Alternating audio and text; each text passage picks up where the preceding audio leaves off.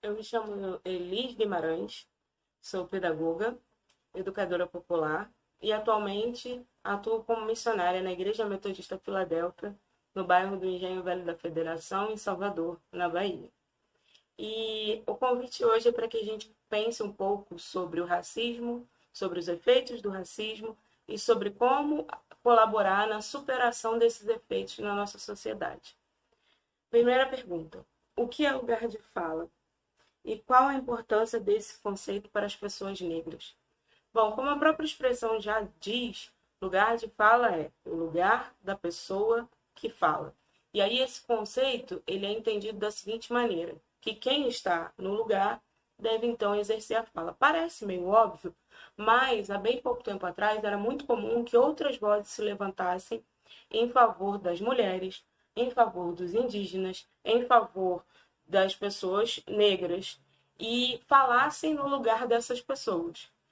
Então, a própria academia foi começando a entender a necessidade de que cada pessoa pudesse falar por si e as pessoas negras falarem por si mesmas e dos seus próprios problemas, do seu próprio cotidiano. Então, a importância é a possibilidade de que cada pessoa, do seu lugar, possa enunciar suas questões, seus problemas, seus desafios e suas necessidades.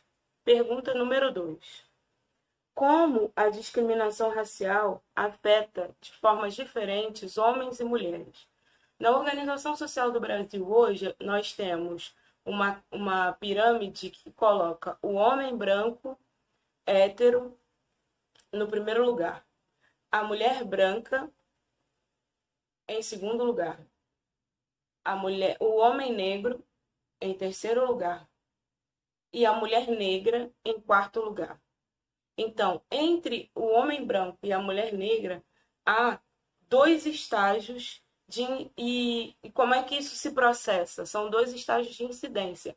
A incidência dos problemas sociais, a incidência da desigualdade, a incidência das dificuldades de vivência, elas passam dois estágios. Então, um homem branco, ele está a 3 estágios acima de uma mulher negra.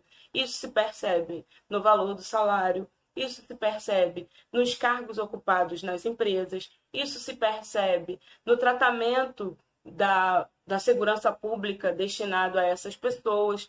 Vários fatores na nossa sociedade mostram para a gente essa distinção. Muitos homens brancos trabalham, chegam em casa, dão conta do seu cotidiano e fim de jogo. Ele já chega, a comida já foi feita, a casa está arrumada, os filhos já estão com a lição de casa organizada.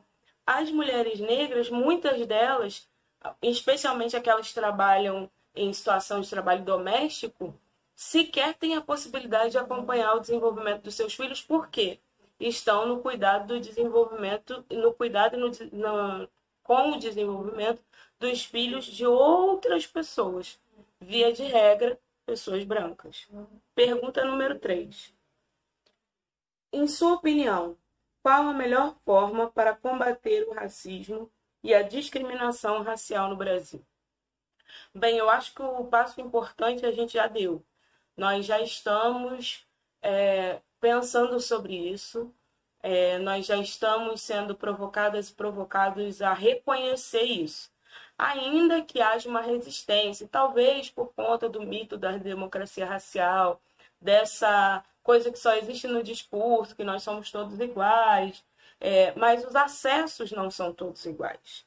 As pessoas não são tratadas de forma igual. De fato, a Constituição Federal preconiza a igualdade, busca a equidade de direito, mas na prática, e é de prática que a gente está falando, porque o racismo ele se processa no cotidiano, no dia a dia, há uma série de experimentos sociais e mesmo acontecimentos na nossa sociedade que provam isso, ainda há muito para se caminhar. E eu acho que esse reconhecimento é essencial. Depois do reconhecimento, a gente proclamar a liberdade, como diz a escritora Chimamanda Ngozi Adichie, da história única. A história do Brasil ela é contada por uma única fonte, que foi a fonte das pessoas que chegaram aqui encontraram os índios e colonizaram a terra e trouxeram as suas propostas e as suas intenções para essa terra. Né? A gente não conhece a perspectiva na mesma proporção que a gente conhece a perspectiva dos colonizadores, a gente não conhece a perspectiva dos indígenas. A gente não conhece a perspectiva das pessoas africanas que vieram trazidas à força, sequestradas em condições desumanas nas viagens de navio. Não há a mesma valorização da história que nos foi contada pelos colonizadores com a história das pessoas, dos outros grupos, né, das outras etnias que viveram essa história.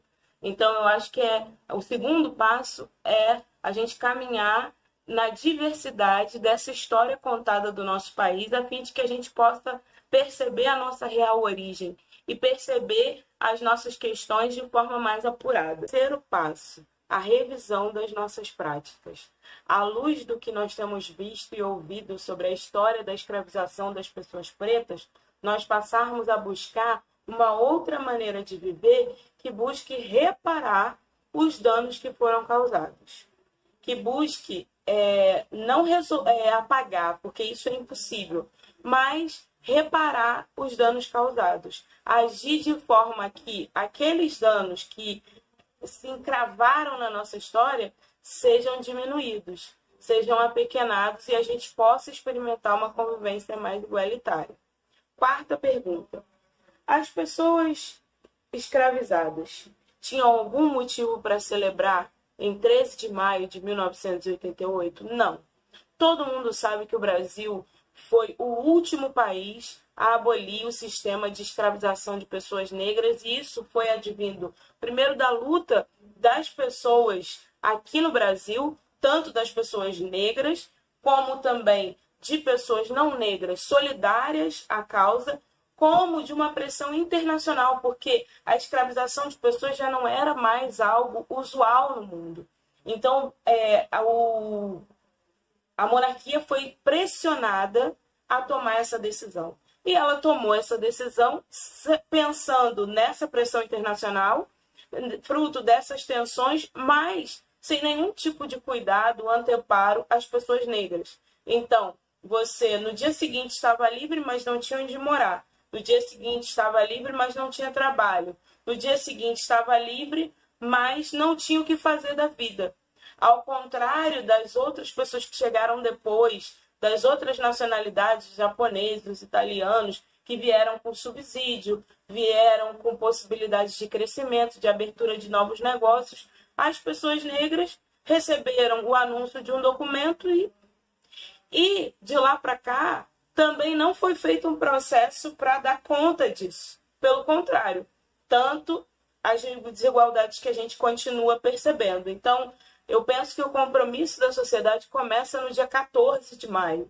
Começou no dia 14 de maio de 1988 e a cada 14 de maio deve ser renovado, no sentido de, como eu já disse anteriormente, reparar os danos causados pelo processo de escravização, apequenar as desigualdades oriundas desse processo. Quinta pergunta. O olhar assustado e as mãos onde todo mundo possa ver são uma forma exagerada de chamar a atenção? Infelizmente não.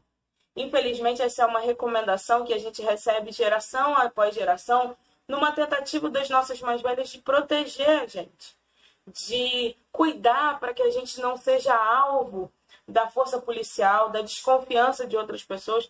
Não é incomum, infelizmente, na nossa sociedade, uma pessoa negra ser perseguida em uma loja de departamentos ou em um supermercado. Por quê?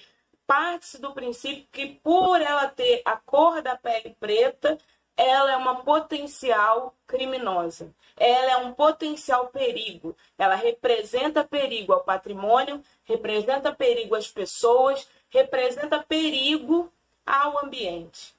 E aí, as estratégias que foram se criando são as estratégias possíveis de sobreviver a isso. E aí, quando a gente se expressa dessa maneira, né, quando a gente está sempre sob tensão, não é incomum os casos de adoecimento, não, de adoecimento de pessoas negras por conta dessa constante tensão, desse constante medo que se configura por simplesmente andar na rua tarde da noite, ou por simplesmente estar num ambiente com outras pessoas que não são pessoas negras ou pessoas com poder aquisitivo mais alto. E esse medo constante acaba por gerar adoecimento, acaba por gerar tristeza, acaba por gerar angústia. Então, na verdade, o gestual, a postura do corpo, a postura do olhar, são tentativas de fugir ao efeito do racismo. Próxima pergunta. Por que a posse de conhecimentos é levada tão a sério entre as pessoas negras? Seria simplesmente por vontade? Toda pessoa negra, seja homem, mulher, ouviu de seus ancestrais: você precisa ser melhor, você precisa fazer mais. Porque desde sempre a pessoa negra terá a sua capacidade posta à prova antes de qualquer coisa. A meritocracia é levada a níveis exacerbados a fim de que a própria pessoa seja obrigada a garantir que ela merece estar em determinado lugar.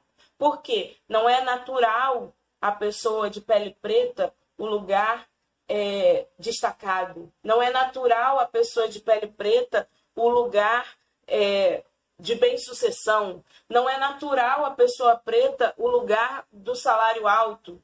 Por quê? Porque pessoas pretas, via de regra, não ocupam esses lugares. Então, sim, a gente precisa estudar mais, fazer mais, conhecer mais e o tempo todo se provar mais para, abre aspas, merecer estar nos espaços. Sétima pergunta. Por que razão a morte de George Floyd tem gerado grande abalo psicológico às pessoas negras em diferentes partes do mundo?